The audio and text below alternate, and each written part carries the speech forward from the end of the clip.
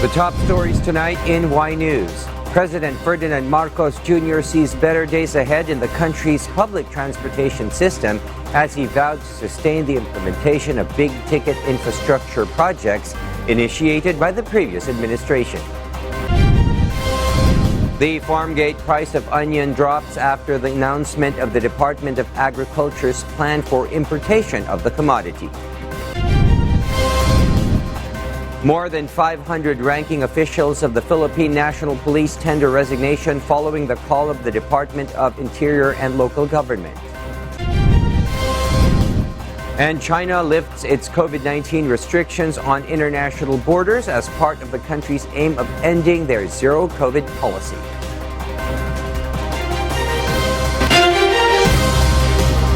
Good evening, Philippines and the world. Today is Monday, January 9, 2023. Join us in the next hour as we deliver today's top stories around the Philippines and in other parts of the world. We are also seen in 1,935 satellite monitoring centers nationwide and via live streaming worldwide through the UNTV News and Rescue social media channels. I am William Theo.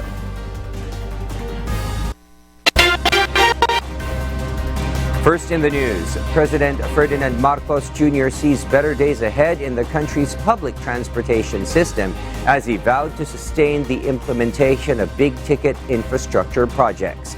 Nel Maribuhok reports.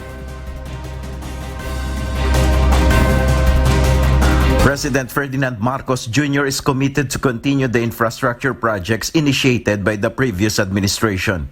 During the launching of the Metro Manila Subway Project tunnel boring machine in Valenzuela City, President Marcos Jr. promised to build better and more infrastructure.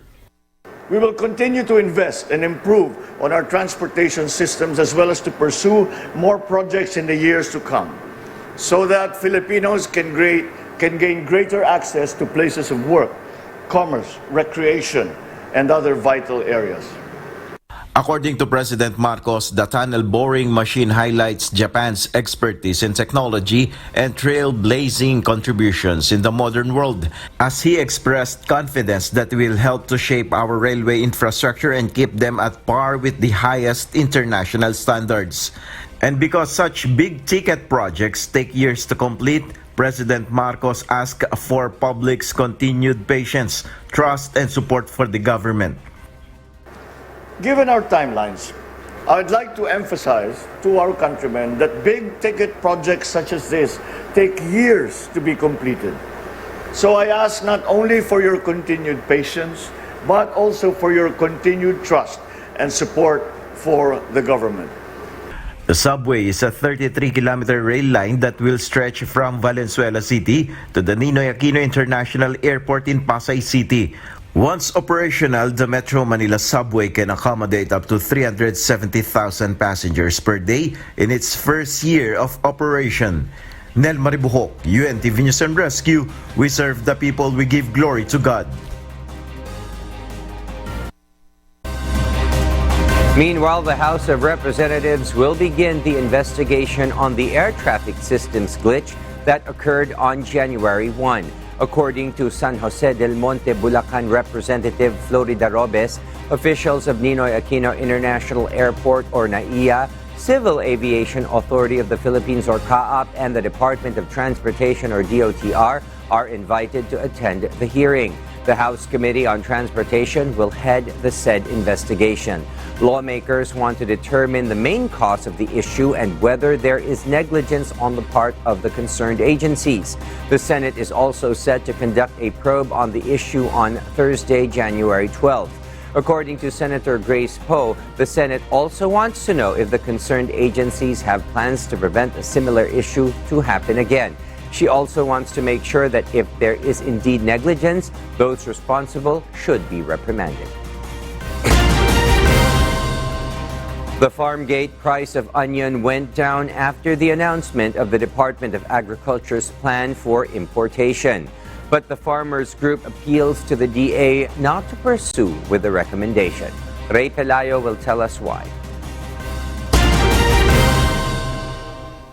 From more than 400 pesos per kilogram, the price of onion being sold by farmers in Nueva Ecija now decreased to 260 pesos. The katipunan ng mga samahan ng magsisibuyas sa Nueva Ecija or Kasamne said that more onions are now being harvested in the province. The group of farmers projects that onion price in mid-February will go down to 100 to 150 pesos per kilogram.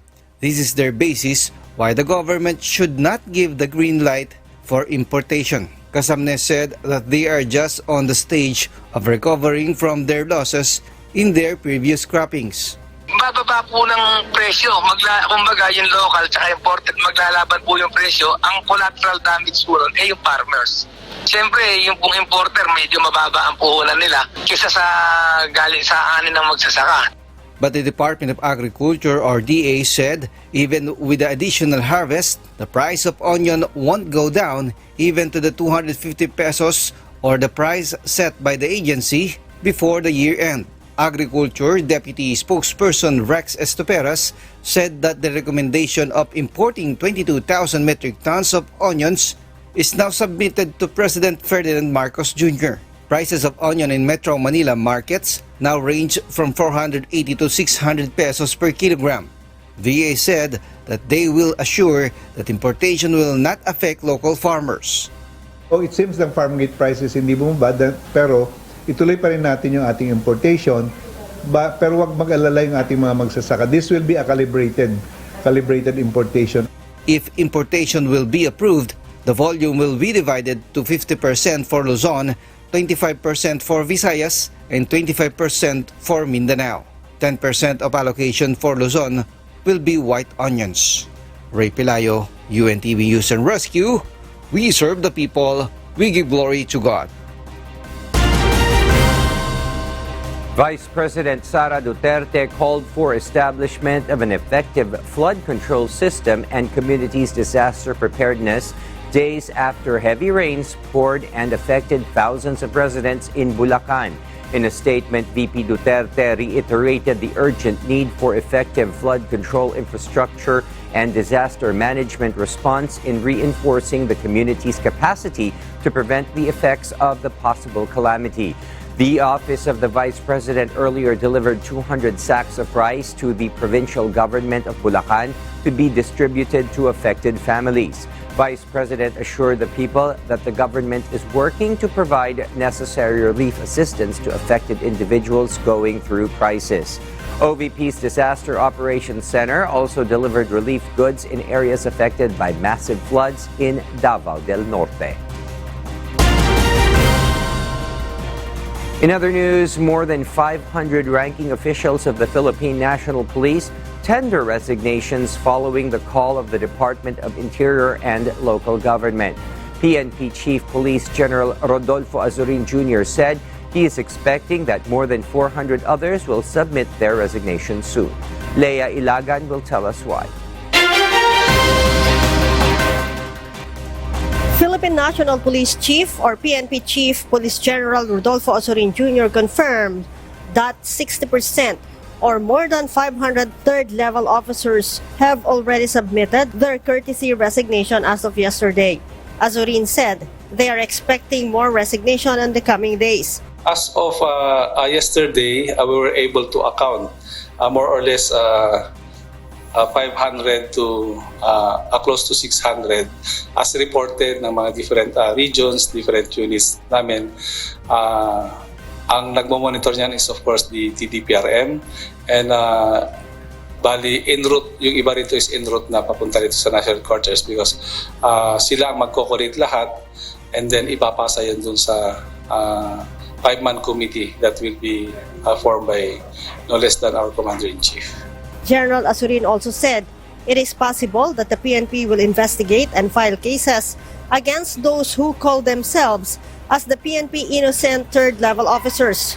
The said group are not in favor on the courtesy resignation based on the text message circulated in Camp Crame last week.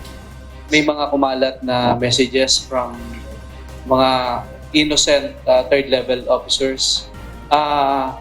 Sila po ba, kung maimbestigahan nyo, malaman nyo kung sinong nasa likod, posibleng maharap sa kasong administrative?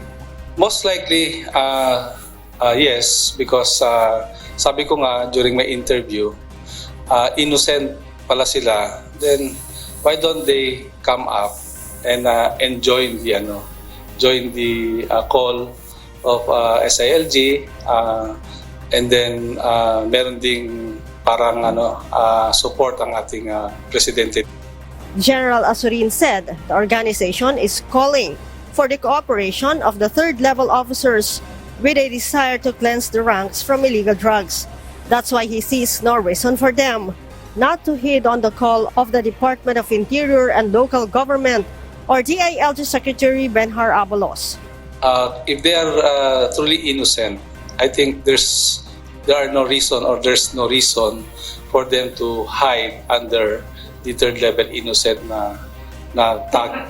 Sabi ko nga, everyone is being challenged to submit their courtesy resignation.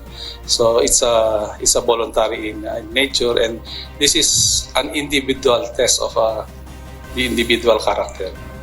Last week, Secretary Abalos said this is part of the government's effort to cleanse PNP from illegal drugs. Leia Ilagan, UNTV, News and Rescue. We serve the people. We give glory to God. The Commission on Elections, or COMELEC, will conduct a two-day voter registration for persons deprived of liberty, or PDLs, with cases pending appeal on January 11 to 12, 2023 in the different correctional institutions across the country. Some 4,907 PDLs are expected to be registered. In the New Bilibid Prison, or NBP, there are 3,015 PDLs, 437 in Leyte Regional Prison. Correction Institution for Women in Mandaluyong City has 679, and Panabo City in Mindanao has 94. There are also in prison and penal farms in Zamboanga, Davao, Iwahig in Palawan, and Sablayan Occidental, Mindoro.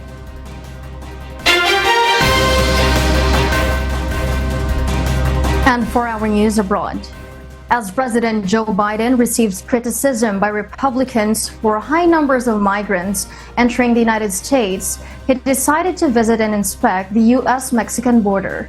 Marvi Delfin will tell us the details live. Yes, Marvi, good evening. Good evening, Marielle. U.S. President Joe Biden visited the U.S.-Mexican border over the weekend on Sunday, January 8, inspecting the port of entry during his 4-hour visit to El Paso. This is his first visit ever since he took office 2 years ago. In a recent tweet, President Biden stated the issues at the border will not be solved overnight, ensuring they can secure and fix the immigration process. The Biden administration has also announced that stricter immigration enforcement would be implemented by stopping and deporting more nationalities of those who try to enter illegally back to Mexico. As President Biden makes an effort to control migrants illegally crossing, the opposing Republican are not convinced, with Greg Abbott, the Texas governor, blaming President Biden for failing to uphold immigration laws. In President Biden's 2 years of leadership, the instances of migrants trying to cross the border rapidly peaked, with over 2.38 million stops, the first time such number of instances occurred. Meanwhile, new immigration laws were announced involving deterring illegal border crosses and tens of thousands of migrants. Marielle, the U.S. is also offering 30,000 migrants per month an opportunity to enter the United States legally to those in Cuba, Nicaragua, Haiti, and Venezuela. Back to you, Marielle. Thank you, Marvi Delfin, for that live report. We'll share more global stories with you later, but for now, back to you, William. Yes, thank you, Maria. The Commission on Elections, or COMELEC, and the Government Service Insurance System, or GSIS, will sign a memorandum of agreement over the extension of Register Anywhere project, or RAP site, at the GSIS main office in Pasay City on Tuesday, January 10. This will be followed by the kickoff activity for RAP in relation to the 2023 Barangay and Sangguniang Kabataan elections, or BSKE. Through RAP, non-residents of Manila, such as those working in the GSIS, can avail or register if they wish to vote in their own provinces for the upcoming elections. The wrap will run during Saturdays and Sundays only and to last until January 22nd, 2023. Meanwhile, Philippine Ambassador to China Jaime Flor Cruz assured that the situation of Filipinos in China remains stable or in good condition despite the surge of COVID-19 cases in the recent weeks. Janice Inhente will tell us why. The Philippine Embassy in China has confirmed that some Filipinos in Beijing, Shanghai are among those who are infected with COVID-19 during the recent weeks of COVID-19 surge in the country. But despite this, Philippine Ambassador to China Jaime Flor Cruz said that none of the Filipinos who got infected with the virus were severe or critical condition. Pagkakaalam po natin, ang mga malalaking syudad gaya ng Beijing, Shanghai ay mukhang nadaanan na ng peak ng pandemic. Kaya maraming mga kilala natin na nagkasakit pero gumaling na. At sa pagkakaalam natin, wala namang mga seryosong kaso ang ating mga kababayan sa China. Karamihan sa kanila ay nagtrabaho virtually o sa kanilang mga bahay noong kasagsagan ng pandemic. Yung iba nakausap ko, nag-iingat sila, pero karamihan sa kanila ay gumaling na at pumapasok na yung iba o kaya naghahalin-linan sila sa pagpasok sa opisina. China is experiencing an increase in COVID-19 cases after the Chinese government loosened its government-imposed restrictions in December 2022, the first since the start of the pandemic in 2020. The Philippine Embassy again reminded Filipinos in China to not be complacent and maintain putting additional layer of protection against COVID-19, especially now that China has opened its border. According to Flor Cruz, Philippine Embassy personnel are ready to assist Filipinos in China who are in need of assistance. Mag-ingat dahil mayroon pa rin kumakalat na COVID, pero ngayon na bukas na ang border ng China, magplano kayo ng mahusay at mag-ingat, magtulungan isa't isa kung ano po ang kailangan tulong galing sa embassy. Handa po ang ating staff na tumulong. For those who wish to ask for assistance or get more information, you may contact the Philippine Consulate General in Gwangju at 8620-8331-1461 or email gwangju.pcg.dfa.gov.ph. Janice Inhente, UNTV, News and Rescue. We serve the people, we give glory to God. Senator Cynthia Villar said a cartel might be purportedly behind the high onion prices in the country. According to the lawmaker, who is also the chairperson of the Senate panel on agriculture, food, and agrarian reform, there has been an investigation revealing that there is an onion cartel since 2013. This creates an artificial demand for onions. Amid importation plans of the Department of Agriculture, Senator Villar said she is not against the idea. However, Senator Amy Marcos urged the Agriculture Department to thoroughly review the possible importation of onions. She said the amount of imported onions should not exceed the demand in order for onion farmers not to get affected during harvest season. In other news, 9 Chinese energy companies have pledged an investment for the development of renewable sources of energy in the Philippines. JP Nunez will tell us why. Chinese energy companies have responded positively during the roundtable discussion with the Department of Energy or DOE during President Ferdinand Marcos Jr.'s state visit in China. The Energy Department said 9 Chinese energy companies pledged an investment amounting to $13.76 billion or 780 billion pesos for the development of renewable sources of energy in the Philippines.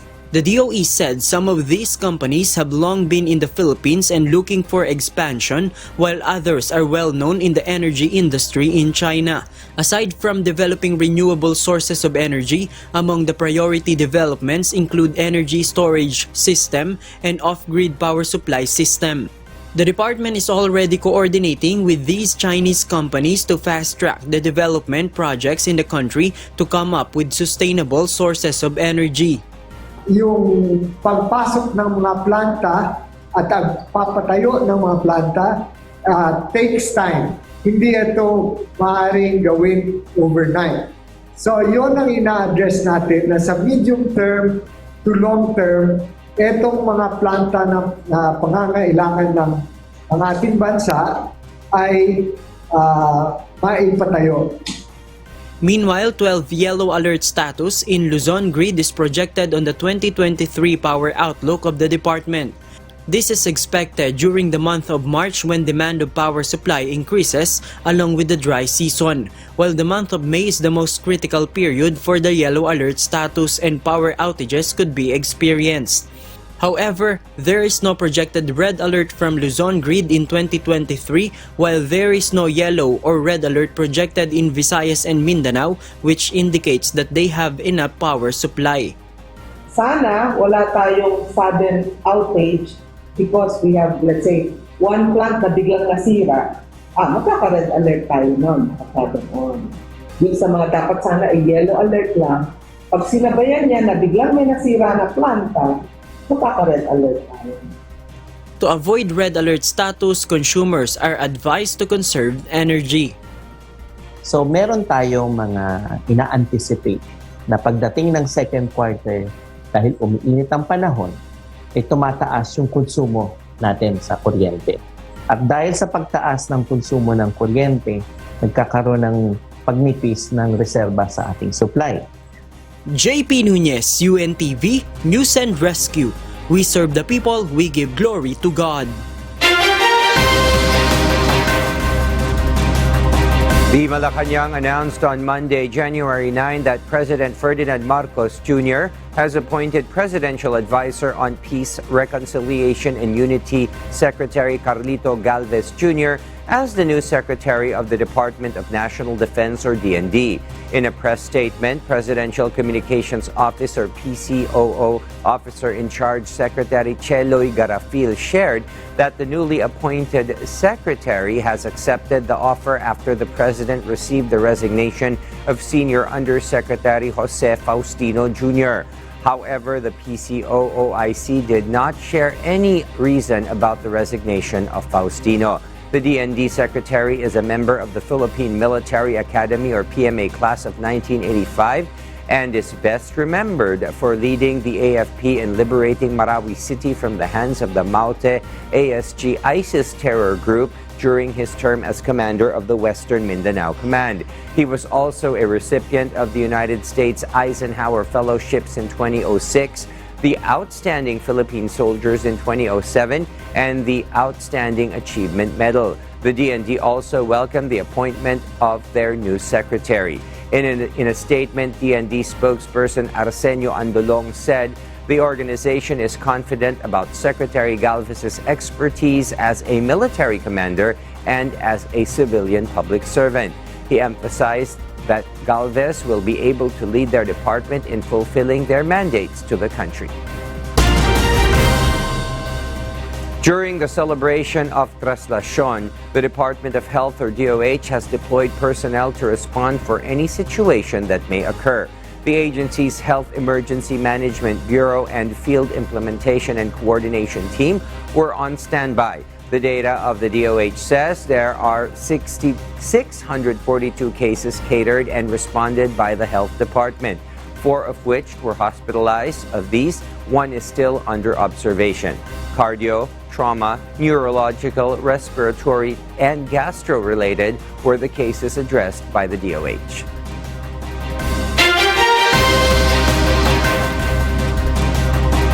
China has lifted its COVID-19 restrictions on international borders as part of the country's aim of ending their zero-COVID policy after nearly 3 years of mandatory quarantines.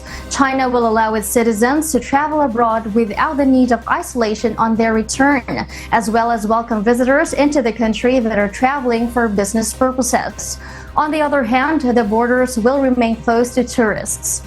According to many travel websites, searches for flights have increased by 80% compared to this time last year, and many countries will expect a surge of visitors soon. In response, the European Union will require travelers from China to present negative test results 48 hours before boarding to any of its states. The easing of restrictions in China began at the start of December 2022. However, the sudden change led to a surge in COVID cases, which caused hospitals and crematoriums to be overwhelmed and stock shortages of medicines at many pharmacies. And those are the reasons behind the news in other parts of the globe. I am Mariela Toza reporting live from Perth, Australia. Good evening.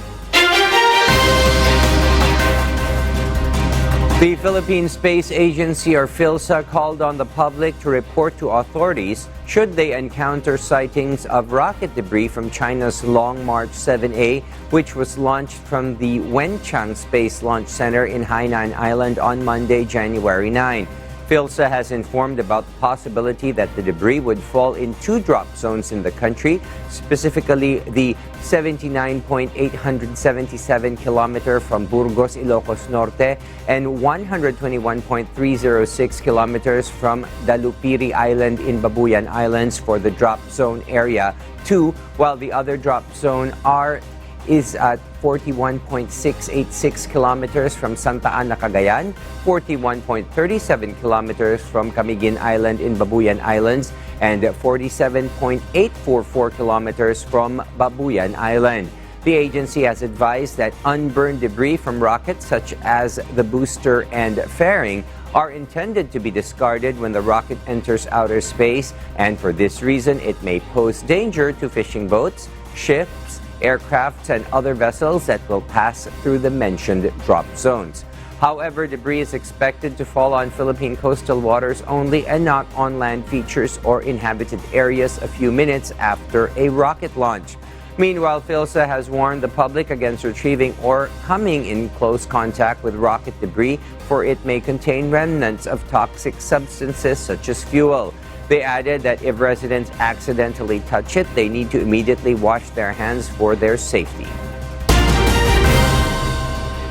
The country secured a business deal with China for cheaper prices of fertilizer. Department of Agriculture Deputy Spokesperson Rex Estoperez says the agency will further discuss on the agreement.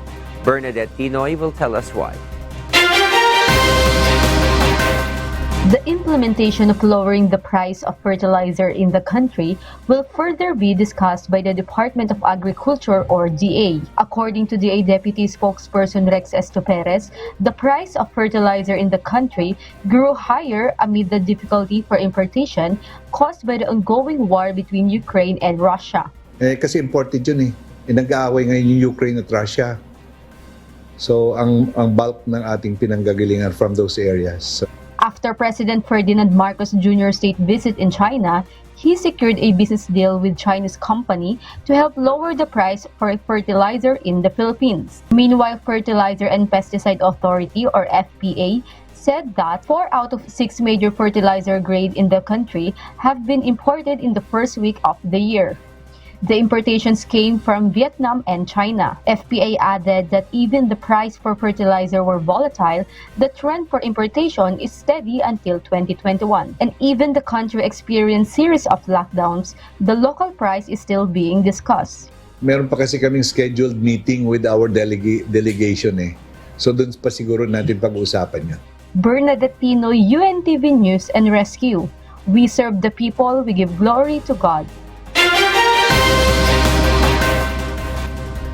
Senator Jinggoy Estrada has filed Senate Bill number 1508, or the SUC's Mental Health Service Act, that seeks to establish a mental health office, or MHO, in state universities and colleges, or SUCs, across the country.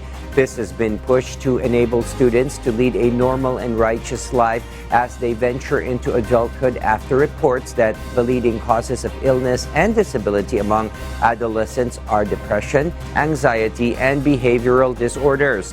The Senate sees that physical and mental health will be damaged and opportunities as adults would be limited for the affected students if the government will fail to solve the problem at the adolescent level.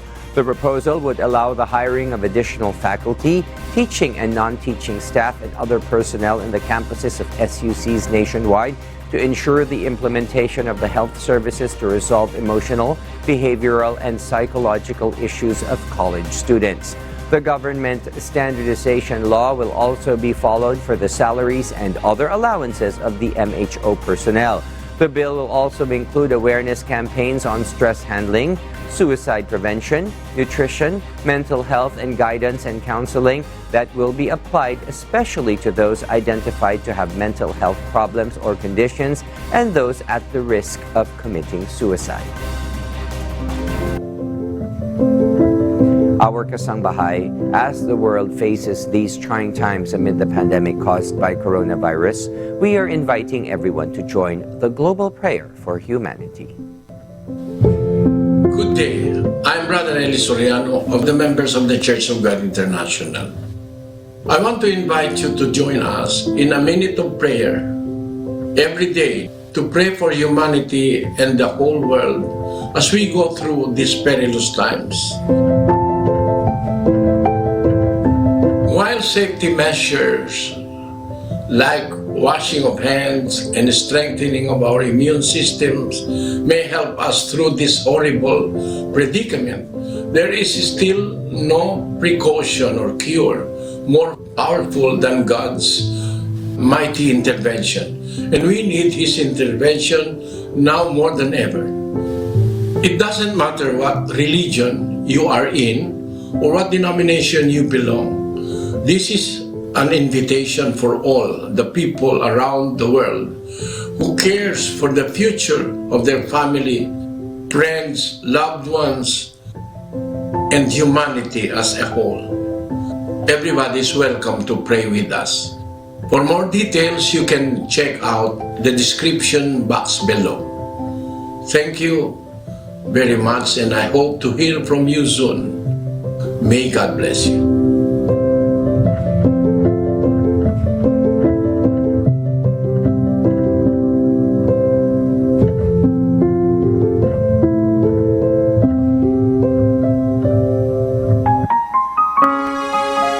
And before we close, we will leave you with the word giving glory to God from the book of Psalms, chapter 100, verse 3. It says, "Know ye that the Lord, He is God. It is He that hath made us, and not we ourselves. We are His people, and the sheep of His pasture."